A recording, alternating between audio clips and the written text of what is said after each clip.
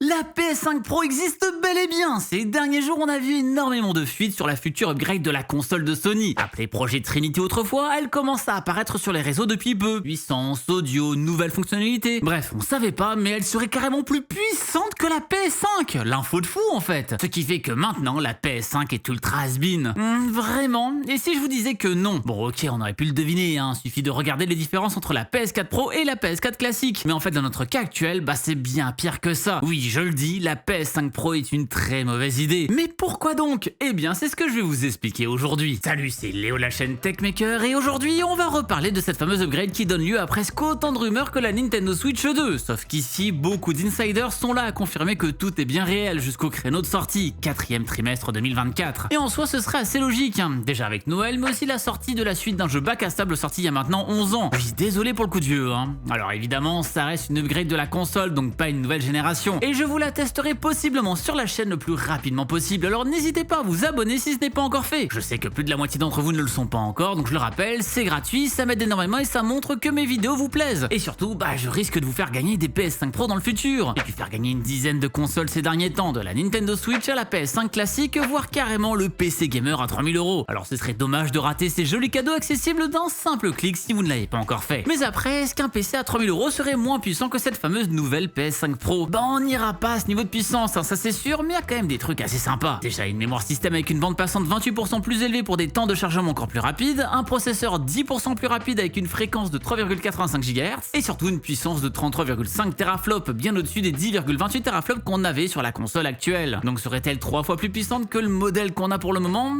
Sur le papier oui, hein. Maintenant dans la réalité, faut voir les jeux qui vont avec. À côté, pour finir sur les specs, on resterait sur 1 Teraoctet de stockage et 16 Go de mémoire vive. Par contre, ce qui est intéressant à noter, c'est qu'il y a pas mal de nouveautés sur l'intelligence artificielle. Par exemple avec des accélérateurs dédiés à l'IA pouvant traiter 300 téraopérations par seconde, ce qui fait beaucoup, hein, clairement, mais surtout l'ajout d'un outil d'anti-aliasing et de mise à l'échelle, le PSSR, pour PlayStation Spectral Super Resolution Upscaling. En gros, ce serait leur DLSS à eux, comme la technologie d'upscaling par IA de Nvidia, pour ainsi permettre d'avoir un rendu basse définition bien moins gourmand qui serait upscalé après coup grâce à de l'IA. Permettant donc d'un côté de pouvoir upscaler de très vieux titres, mais aussi de pouvoir l'augmenter là où l'homme n'ose jamais trop aller, la 8K. Bon, il y a peu de chances que vous ayez la télé pour ça, hein, mais en dehors de cette prouesse, toutes ces technologies semblables au DLSS sont sincèrement top, et permettront d'avoir des jeux bien plus poussés graphiquement sans taper de manière folle sur les performances. Autant pour le reste des perfs, c'est des valeurs à la hausse, donc en mode keymeter, autant le PSSR m'intrigue pas mal, et j'ai hâte de voir ce que ça donnera, à voir sa comparaison avec toutes les autres technologies, comme le DLSS ou encore le FSR d'AMD ou le XeSS d'Intel. On parle d'une sortie présumée pour fin d'année, mais il faut savoir que beaucoup de développeurs l'ont déjà entre les mains cette PS5 Pro. Toujours d'après Tom Anderson, hein, l'insider principal derrière cette fuite, les studios de Sony comme par exemple Naughty Dog pour Last of Us ou bien Insomniac pour Spider-Man ont reçu la console dans sa forme développement en septembre 2023. D'ailleurs, ça me fait me dire que Naughty Dog n'a toujours pas sorti un seul jeu sur la PS5, hein, en dehors des remakes. Pour les studios tiers, le tout a dû arriver en janvier 2024, donc les Square Enix, Activision, tout ça. Bon, ça servira à rien d'aller faire une mission cambriolage dans leurs locaux, hein, pour connaître le nouveau design de la bête, car en général les dev kits sont très différents de ce à quoi vont ressembler les consoles finales. Comme on avait pu le voir avec la PS5 qui n'avait rien à voir, et ça pour plusieurs raisons. Déjà pour éviter les leaks de design, hein, bien sûr, mais aussi pour que ce soit plus facilement empilable par exemple, vu qu'en général, ils en ont des stocks, hein, pour tout le monde. Et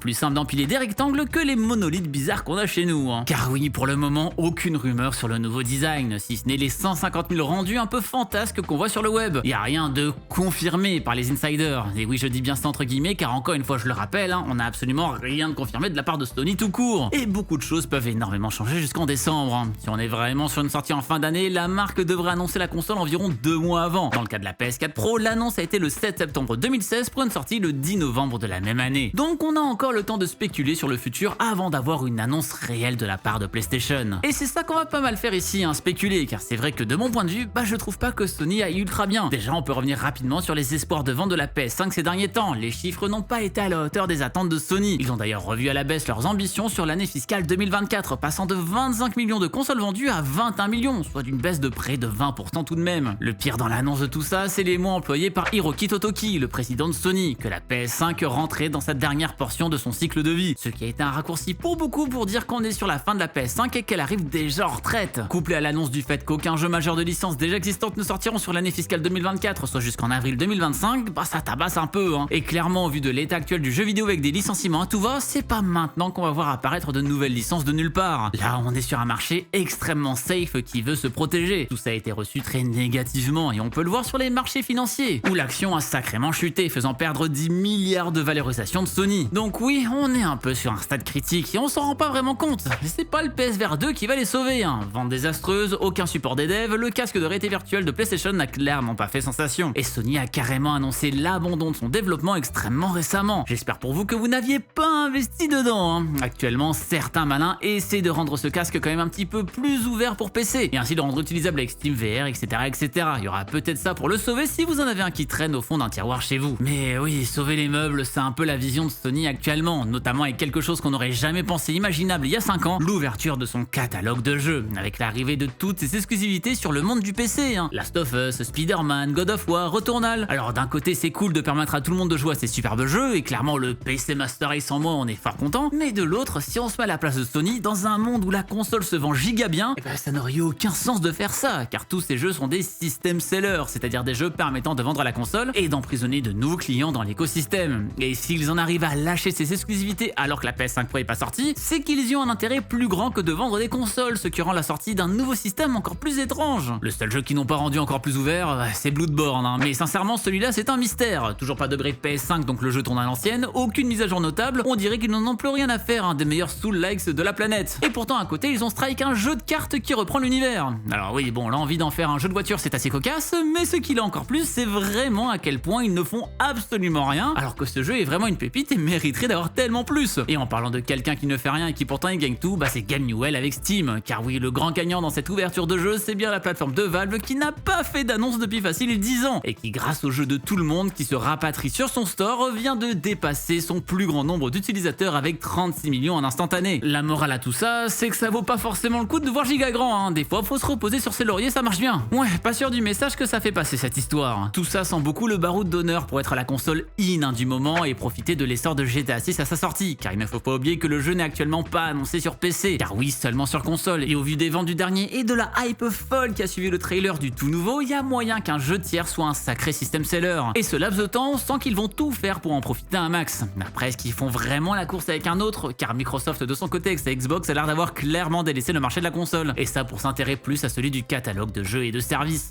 Donc ok, hein, si à gauche il y a une console plus puissante c'est sympa, mais si à droite il y a un GTA 6 inclus dans le Game Pass, bah là il y a no match hein. Bon évidemment ça n'arrivera jamais hein, ou alors va falloir clairement envoyer des dizaines de milliards pour que Rockstar accepte. Mais ouais, la guerre n'est clairement plus sur les mêmes fronts depuis un très bon bout de temps. Je pense pas non plus que cette PS5 Pro sera un flop si vénère que ça hein. Ça reste quand même Sony derrière, l'un des plus gros mastodontes de la console de jeu. Mais l'époque où le modèle de base était en rupture partout et qu'il fallait acheter ça à des revendeurs le double du prix normal est quand même bien loin. Ou encore quand le prix avait augmenté de 50 € passant de 500 à 550, quelque chose de jamais vu sur des consoles. Aujourd'hui les promotions pour essayer de vendre des PS5 sont légion, et pour beaucoup le prix normal est devenu 475 € pour la version avec lecteur. Et il y a même moyen de réussir à descendre en dessous de 450. Donc ouais, une version pro qui est logiquement 3 fois plus puissante, bah personnellement je la verrai jamais en dessous de 600 €. Et ça dans le monde actuel avec toute l'inflation que l'on connaît bien trop. Et je sais pas, j'ai du mal à croire à un gigabuzz au vu du peu de jeux sortis sur le système et qu'il y a encore d'exclusifs. Et pour ce prix là, bah les gens préféreront acheter un truc moins cher. Car oui, il y a toujours eu une différence de prix entre le modèle classique et le modèle pro. Suffit de voir sur les anciennes PS4. C'est là qu'on voit qu'on est sur un sacré entre-deux. Le jeu vidéo est dans une période de transition forte, déjà car très peu de nouvelles licences arrivent à sortir du lot, ce qui montre un vrai effet de nostalgie avec tous les remakes, mais aussi avec l'explosion de certains jeux services comme Fortnite et Roblox ces dernières années qui font rêver énormément d'éditeurs, leur faisant prendre des décisions qui nous paraissent un peu illogiques. Le plus à date, c'est Warner qui a décidé de se concentrer sur les jeux services et d'abandonner un petit peu les jeux solo qui se terminent. Alors qu'ils ont pourtant édité ces derniers temps quand même Hogwarts Legacy, hein, l'un des jeux solo les plus forts en termes de vente, et Suicide Squad Kill Justice League, l'un des jeux services les plus flopesques jamais vus. Bah pourtant, c'est bien le deuxième scénario qui les a les plus séduits. Et bon bah si c'est le cas, c'est bien qu'il y avait un attrait financier de fou furieux, et ce malgré le flop qu'ils ont subi. On parle quand même d'un gros éditeur là, on peut se dire que certaines choses sont insensées, mais là des chiffres ont dû parler pour les intéresser à ce point. Et donc clairement ce qu'ils veulent, c'est plus des jeux system seller, mais plutôt des jeux disponibles partout, que ce soit sur console, PC, smartphone, bref un jeu qui est là pour vous occuper autant qu'un réseau social. commercial. GTA 6 sera une petite anomalie et sera malheureusement l'une des dernières des grands studios. Et encore, anomalie pas trop, hein. GTA 5 c'était finalement pas mal un jeu service avec le online. En comparaison, le jeu solo était quand même sacrément moins joué, mais en tout cas, tout ça peut expliquer pourquoi on n'a plus jamais eu une nouvelle de certains jeux complètement solo, comme Elder Scrolls 6 annoncé en 2018, soit il y a 6 ans, ou encore Metroid Prime il y a 7 ans. Après attention, hein, peut-être que je me plante totalement, et peut-être que ce sera un carton massif, que Sony sortira des suites à tous ces jeux en même temps sur le mois d'avril 2025 pour alimenter la sortie de GTA 6 et de sa console, et que ça va cartonner. Genre pour moi, le PS Portal allait être un flop, vous savez, cette fameuse console portable qui ne fonctionne pas sans être connectée à rien, et qui est là juste à faire un mirroring de votre vrai PS5, vous demandant donc d'être en permanence connecté en web pour que ça fonctionne, et donc d'avoir la vraie console à dispo. Le tout sans Bluetooth, donc impossible de brancher un casque en dehors de celui vendu par Sony. À 220 balles, pour moi, ça n'avait aucun sens que ça fonctionne, et pourtant ça a été en rupture de stock à peu près partout à sa sortie. Et encore aujourd'hui, je pige pas comment on peut juste pas préférer un Steam Deck qui peut se trouver à 300 € en reconditionné par Valve, qui d'un côté peut faire exactement pareil que le PS Portal si on veut streamer sa PS5 à distance car l'application y est disponible, mais en plus c'est une vraie console avec un vrai système et qui permet de jouer à tout et n'importe quoi directement en local. Moi actuellement je me suis perdu sur Balatro ces derniers temps, je le redis pour la 105e fois, hein, mais le Steam Deck est sincèrement la meilleure console qui ait vu le jour ces 5 dernières années. Bref, vous en pensez quoi de cette PS5 Pro vous? Est-ce qu'elle vous fait tout de même rêver malgré l'avenir un peu incertain? Est-ce que vous voyez vraiment des jeux qui sortiraient et qui profiteraient vraiment de cette puissance? Dans tous les cas, comme j'ai pu vous le dire, c'est certain que je vous testerai cette console évidemment. D'ailleurs la PS5 originale, je vous avais fait une vidéo un an après l'avoir achetée, pour vous dire s'il fallait toujours se battre bien pour se la procurer. Oui, c'est fou de se dire que c'était un Graal à une époque encore, hein. Alors je vous invite à aller voir cette vidéo avec l'œil d'aujourd'hui, car c'est certain que ça doit être marrant à voir. La vidéo se trouve juste là.